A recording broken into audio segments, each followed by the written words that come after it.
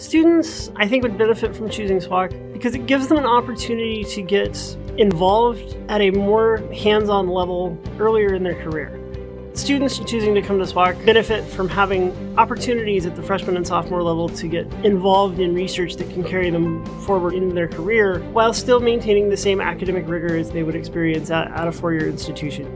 The day in the classroom in physics and engineering starts out as sort of a conversational approach to the material that we're looking at, whether it be solving rocket science problems, whether it be designing bridges, whether it be designing electrical circuit systems.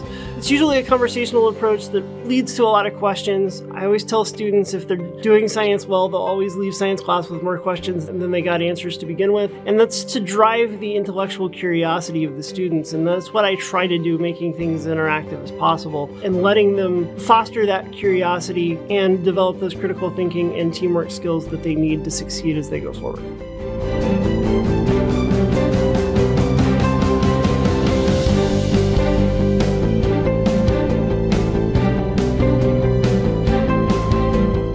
You're dealing with a class in physics that is typically between 10 and 20 students. That gives you plenty of time to interact, ask questions. You get more direct responses from the instructor. And SWOC being a small enough school, there are instructors that you will see a number of times, so you get to develop sort of a rapport with your instructors and truly do become more like mentors than they do become teachers.